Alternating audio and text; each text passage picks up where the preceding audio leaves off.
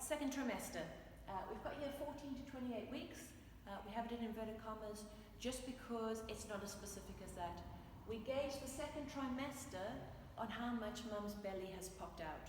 So you may get a very strong fit mum who has very tight abs, and she only really starts showing at 21, 22 weeks.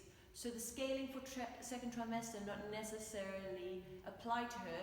The first trimester scaling might still apply. This is all about when mum's belly pops out and what we want to look for.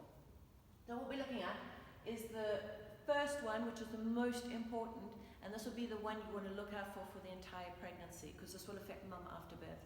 It's the diastasis recti.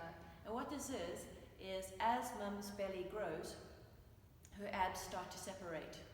And when they separate enough, if you do a high pressure abdominal movement, the insides can get pushed out and you'll see a slight doming. Now I've done a video with Lucy to show what doming looks like.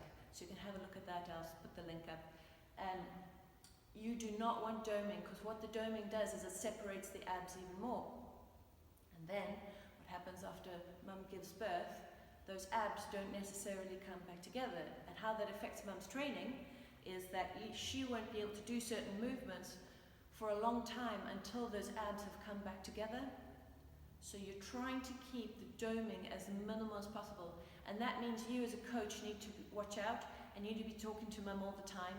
If you think she's doing a high pressure abdominal movement, let's say like a plank, or she's doing a pull-up, or she's doing a strict press, you need to be able to ask to have a look and see if you can see that dome. You'll know when you see it.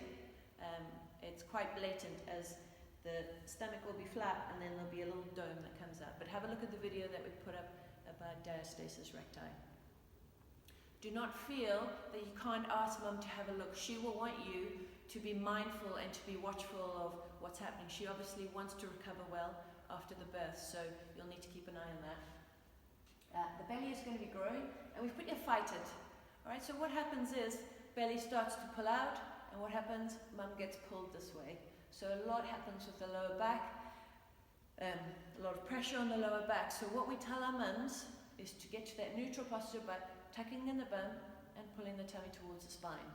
This won't hurt the baby, and this is going to keep mum's spine as straight as possible while she's getting pulled out. Now she doesn't have to do that all the time, but it is a good reminder when you see mum, tuck the bum in, pull the tummy in. Because what we don't want is them to be standing like this and to get pulled forward and to get that lower back hurting.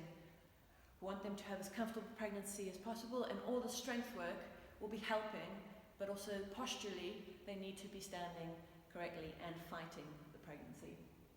We've got something called preggy power. What we find is towards the end of the second trimester, around about 28 weeks, mum feels great. She's feeling really good, feeling really strong. So that 70 to 80% might be a bit more than it was in the first trimester.